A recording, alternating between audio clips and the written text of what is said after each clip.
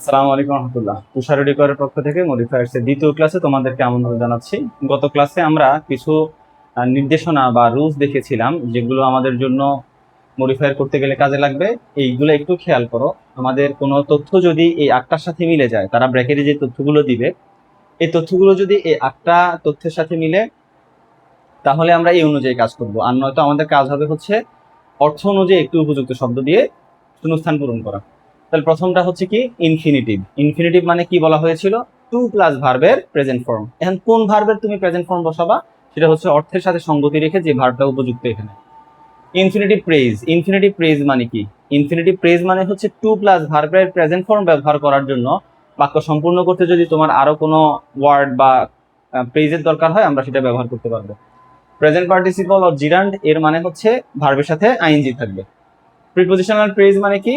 আমার এমন একটা প্রেজ যেটা শুরু হবে হচ্ছে প্রিপোজিশন দিয়ে।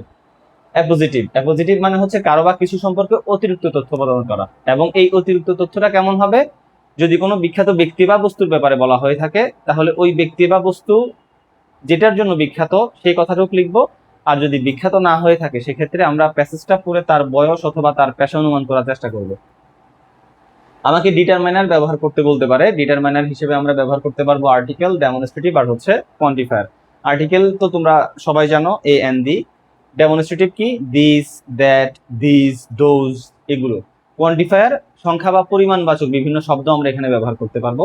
আর হচ্ছে ইন্টেন্সিফায়ার। ইন্টেন্সিফায়ারের ক্ষেত্রে বেশিরভাগ আমরা বলেছিলাম যে ভেরি ব্যবহার হয়।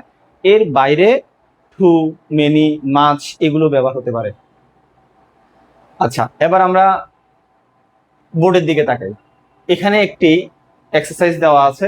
এক্সারসাইজটা হচ্ছে দিনাজপুর বোর্ড 2023-এর তুলনামূলক একটি সহজ এক্সারসাইজ দিয়ে আমরা শুরু করার অর্থ হচ্ছে যাতে আমরা এগুলোর ব্যবহারটা সহজে বুঝতে পারি। খেয়াল করি, এন। আমাদের প্যাসেজটা শুরু হয়েছে হচ্ছে এন দিয়ে একটি। এখন এই যে এন, এন কখন বসানো হয়? যখন আমরা এখানে একটা ভাওয়েল শব্দ ব্যবহার করব। ভাওয়েলের আগে এন বসে। দেখো, an dash student is he who has dash good qualities. তারা আমাকে সাহায্য করার জন্য কি তথ্য দিয়েছে? Pre modify the noun. নাউনটাকে প্রি মডিফাই করো। তো নাউনটাকে প্রি মডিফাই, নাউনকে মডিফাই করে কি দিয়ে? নাউনকে মডিফাই করে অবশ্যই অ্যাডজেক্টিভ দিয়ে। এখন অ্যাডজেক্টিভ শব্দের তো অভাব নাই, তো আমি কি যে কোনো একটা অ্যাডজেক্টিভ এখানে বসালে হবে? তাহলে তারা এই ক্লু দিয়ে আমাকে আর কি বা সাহায্য করলো? সেক্ষেত্রে আমার অর্থটাই এখানে মুখ্য। তাহলে আমরা খেয়াল করি, এখানে যেহেতু গুড কোয়ালিটিজের কথা বলা আছে, তার মানে যেহেতু নিশ্চয়ই এখানে ভালো গুণাবলী, তার মানে অ্যান্ড ড্যাশ স্টুডেন্ট। এখন আমি যে এখানে এন বসাবো, দেখো এন দেওয়া আছে, আমি যে এখানে একটা শব্দ বসাবো সেটা আই দিয়ে শুরু, মানে ভাওয়েল দিয়ে শুরু হবে। সেক্ষেত্রে একজন আদর্শ স্টুডেন্ট। এটা ছাড়া তুমি আইডিএলই লিখতে পারো। এই আইডল অর্থ হচ্ছে অলস। এটা বসালেও তো এখানে রুলস এর সাথে মিলে যায়, কিন্তু অর্থের সাথে তো মিলছে না, কারণ অলস তো অবশ্যই গুড কোয়ালিটিজ এর মধ্যে পড়ে না। সেক্ষেত্রে এখানে হবে হচ্ছে আইডিয়াল। তাহলে এই আইডল অর্থ হচ্ছে অলস। আমরা এখানে কি অলস বসাবো যদিও রুলস এর সাথে মিলছে? অবশ্যই না, আমাদের অর্থ খেয়াল করতে হবে। এখানে অর্থ হচ্ছে একজন আদর্শ ছাত্র হলো সে হু হ্যাজ, যার রয়েছে ড্যাশ গুড কোয়ালিটিস। এখন একজন আদর্শ ছাত্রের কয়টা গুড কোয়ালিটিস রয়েছে নির্দিষ্ট করে তো আমাদের জানা নেই। সেক্ষেত্রে আমরা মেনি অথবা সাম ব্যবহার করব। কিছু তো ভালো গুণ আছে, তাহলে সেক্ষেত্রে আমার উত্তর হবে হচ্ছে সাম অর মেনি। আশা করি বুঝতে পেরেছ। কিন্তু তারা একটু খেয়াল করো কি ব্যবহার করতে বলেছে এখানে। Use quantifier two pre modify the noun. Quantifier মানে কি? সংখ্যা বা পরিমাণবাচক বিভিন্ন শব্দ। তো নির্দিষ্ট করে যেহেতু আমরা সংখ্যা জানি না, সেক্ষেত্রে আমরা সাম বা মেনি বসাবো। He studies dash. এখন আমাকে বলা হচ্ছে পোস্ট মডিফাই দ্য ভার্ব। ভার্বটাকে মানে স্টাডিজ এই ভার্বটাকে তুমি পোস্ট মডিফাই করো। তো ভার্বটাকে পোস্ট মডিফাই করবো অবশ্যই আমরা অ্যাডভার্ব দ্বারা। এখন অ্যাডভার্ব তো অনেক অ্যাডভার্ব হইতে পারে, যে কোনো অ্যাডভার্ব দিলে কি আমার হবে নাকি? এখানেও আমাদের অর্থটাই আমাকে সাহায্য করবে। তাহলে একজন ভালো ছাত্রের কথা বলা হচ্ছে, তাহলে সে কিভাবে পড়াশোনা করে? সে অবশ্যই মনোযোগ দিয়ে পড়াশোনা করে। সেক্ষেত্রে আমার এটা হবে হচ্ছে হি স্টাডিজ, মনোযোগ দিয়ে পড়াশোনা করে, তার মানে অ্যাটেনটিভলি। দেখো, সহজ সহজ শব্দই ব্যবহার হবে এখানে। এখন কথা হচ্ছে আমরা ওই সহজ শব্দটা চিন্তা করতে পারছি কিনা। হি নোজ দ্যাট, সে জানে যে the dash duty of a student is to study. এখানে বলছে যে প্রি মডিফাই দ্য নাউন, নাউনটাকে প্রি মডিফাই করো। তাহলে সে জানে যে the dash duty of student, একজন শিক্ষার্থীর ড্যাশ দায়িত্ব হচ্ছে পড়াশোনা করা। তাহলে ড্যাশ দায়িত্ব মানে কি? ড্যাশ দায়িত্ব মানে হচ্ছে প্রধান দায়িত্ব। তাহলে আমরা প্রধান অথবা প্রথম দায়িত্ব, ফার্স্ট। অথবা দ্য মেইন ডিউটি, আমরা প্রধান হিসেবে এখানে মেইন ব্যবহার করতে পারি। অর্থ অনুযায়ী ফার্স্টও আসে, মেইনও আসে। আচ্ছা, সো হি নেভার নেগলেক্টস, তাই সে কখনো অবহেলা করে না ড্যাশ ডিউটি। দেখি তো আমরা এখানে তারা কি দিয়েছে, ইউজ আ পজিটিভ। এখন দেখো পজিটিভ কথাটা আমার এখানের সাথে মিলেছে, এই পজিটিভ পজিটিভ ব্যবহার করা মানে হচ্ছে কারো নিজের, এখানে সে মালিকানা দাবি করবে, তো সেক্ষেত্রে আমরা পজিটিভ হিসেবে কি ব্যবহার করব, হি নেভার নেগলেক্ট, সে কখনো অবহেলা করে না, হি পজিটিভ হবে হচ্ছে হিজ। এখানে যদি আই থাকতো তাহলে আমরা দিতাম হচ্ছে মাই, যদি এখানে উই থাকতো তাহলে পজিটিভ হতে হচ্ছে আওয়ার। যেহেতু এখানে হি আছে আমরা এখানে হিজ ব্যবহার করব। He even makes the proper use of dash moment, সে এমন কি করে সঠিক ব্যবহার dash moment. Use determiner, determiner হিসেবে আমার আর্টিকেল, ডেমনস্ট্রেটিভ অথবা কোয়ান্টিফায়ার ইউজ হতে পারে, তাহলে এখানে যে কোনোটাই ব্যবহার করলে এটা ডিটারমাইনার হিসেবে গণ্য হবে। তাহলে বলছে যে সে এমনকি ড্যাশ মোমেন্টেরও প্রপার ইউজ করে, তার মানে প্রত্যেকটা মোমেন্ট, তার মানে আমরা এখানে ব্যবহার করবো হচ্ছে এভরি মোমেন্ট, এভরি, প্রত্যেকটা সময়ের সে সঠিক ব্যবহার করে মোমেন্ট। সবুজ dash of our class is an example of a good student, তাহলে কি হচ্ছে সবুজের ব্যাপারে তারা কি বলছে এখানে, post modify the noun with an appositive, একটি অ্যাপোজিটিভ দিয়ে নাউনটাকে পোস্ট মডিফাই করো। সবুজ একটা নাম, যেহেতু এখন আমি কিছু বসালে সবুজের পরে বসাবো, তার মানে এটা পোস্ট মডিফাই করা হবে, আর পোস্ট মডিফাই করতে বলছে আমাকে কি দিয়ে, অ্যাপোজিটিভ দিয়ে। তাহলে সবুজের সম্পর্কে আমরা এখন অতিরিক্ত তথ্য কি আনতে পারি এখানে, খেয়াল করো, যেহেতু বলেছে সবুজ ড্যাশ অফ আওয়ার ক্লাস,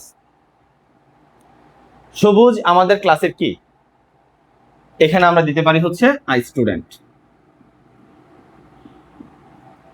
সবুজ I student of our class, আমাদের ক্লাসের একজন শিক্ষার্থী, is an example of a good student, একটা ভালো ছাত্রের উদাহরণ। সবুজ is dash helpful to us, কি চাচ্ছে এখানে, প্রি মডিফাই দ্য অ্যাডজেক্টিভ, আমার এখানে অ্যাডজেক্টিভটা হচ্ছে হেল্পফুল, হেল্পফুলের আগে আমার এখানে বসাতে হবে, তাই জন্য বলা হচ্ছে যে হেল্পফুল মানে অ্যাডজেক্টিভটাকে প্রি মডিফাই করো। তো অ্যাডজেক্টিভকে মডিফাই করার দায়িত্ব হচ্ছে অ্যাডভার্বের। আমরা এখানে হি ইজ ড্যাশ হেল্পফুল, আমরা এখানে ভেরি ব্যবহার করতে পারি, কারণ কি অ্যাডভার্ব অনেক কিছুই হতে পারে, কিন্তু অর্থটা কি আসতেছে, সবুজ ইজ ভেরি হেল্পফুল, সবুজ খুবই সাহায্যপ্রবণ টু আস, আমাদের প্রতি। I try dash a boy like Sabuj, modify the verb with an infinitive, ভার্বটাকে একটা ইনফিনিটিভ দ্বারা মডিফাই করতে বলছে। তাহলে এখন আমরা কি ব্যবহার করতে পারি, আই ট্রাই, ইনফিনিটিভ মানে কি বলা হয়েছিল, টু প্লাস ভার্বের প্রেজেন্ট ফর্ম, আমরা এখানে টু প্লাস ভার্বের প্রেজেন্ট ফর্ম বসাবো। তাহলে দেখো আই ট্রাই, আমি চেষ্টা করি, ড্যাশ এ বয় লাইক সবুজ, সবুজের মতো একজন ছেলে হতে, তার মানে আমরা নিশ্চয়ই এখানে দিতে পারি টু বিকাম, টু বিকাম মানে হচ্ছে হওয়া, আমি কি চেষ্টা করি, সবুজের মতো একজন ছেলে হতে। I want to be one of the dash stars in the class, I want to be আমি চাই, ওয়ান অফ দ্য হতে চাই, dash stars in the class, pre modify the noun, নাউনটা কি প্রি মডিফাই করতে, তাহলে স্টার অর্থ কি তারা, তার মানে সে চমকানো তারা হতে চায় মনে করো, তাহলে আমরা এখানে দিতে পারি হচ্ছে শাইনিং স্টার্স। আচ্ছা, শাইনিংটা কেন ব্যবহার করা হচ্ছে, শাইনিংটা মূলত হচ্ছে যেহেতু নাউনটাকে প্রি মডিফাই করতে বলছে, প্রেজেন্ট পার্টিসিপল কিন্তু নাউনকে প্রি মডিফাই করে, যদিও তারা সরাসরি প্রেজেন্ট পার্টিসিপলের কথা বলেনি। দেখো আমি যদি এখানে একটা ভার্ব বসাতে যাই, দেখো এখানে ডিটারমাইনার আছে, কয়েকটা রুলসেই তুমি এটা ব্যাখ্যা করতে পারো, ডিটারমাইনারের পরে নাউন বসে, মানে আর্টিকেলের পরে নাউন বসে, এখন ভার্ব দিয়ে তুমি নাউনের কাজ কিভাবে করবা, নিশ্চয়ই তার সাথে আইএনজি লাগাতে হবে। এখন ভার্বের সাথে যদি তুমি আইএনজি লাগাও, এটা তোমার কি প্রেজেন্ট পার্টিসিপল হবে নাকি জিরান্ড হবে, যদি সেটা অ্যাডজেক্টিভের ন্যায় কাজ করে তাহলে অবশ্যই এটা প্রেজেন্ট পার্টিসিপল। এখানে শাইনিং কাটা স্টার্সের অবস্থা বোঝাচ্ছে, যেহেতু নাউনকে প্রি মডিফাই করতে বলা হয়েছে, আর নাউনকে সাধারণত প্রি মডিফাই করে প্রেজেন্ট পার্টিসিপল, তার মানে আমরা এখানে shining stars in the class. আশা করি তোমরা বুঝতে পেরেছো, যদি বুঝতে না পারো প্রথম ক্লাসটি আবার দেখবে, তারপরে দ্বিতীয় ক্লাসটি একদম শুরু থেকে যেভাবে ব্যাখ্যা করে বলা হয়েছে এটা আবার দেখবে, আশা করি বুঝে যাবে।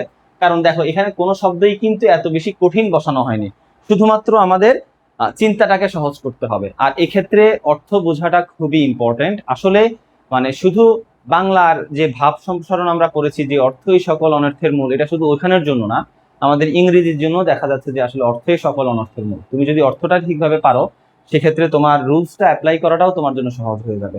আশা করি একটু ধৈর্য ধরে পড়াশোনা, আসলে ওভারনাইট কিছু না, এটা তুমি ধাপে ধাপে সময় নিয়ে, নিজেকে সময় দিয়ে, পড়াকে সময় দিয়ে তোমার এটা আয়ত্ত করতে হবে। তো যার যতটা গ্যাপ হয়ে গেছে সেটা তো হয়ে গেছে, এখন কিছু করার নেই। ভালো করে পড়তে বসো, ঠিকঠাকভাবে চর্চা করো। আর কোনো বিষয়ে কোনো সমস্যা হলে আমাকে কমেন্ট করে জানাও, সমাধান করার চেষ্টা করবো ইনশাল্লাহ। আসসালামু আলাইকুম ওয়া রাহমাতুল্লাহ।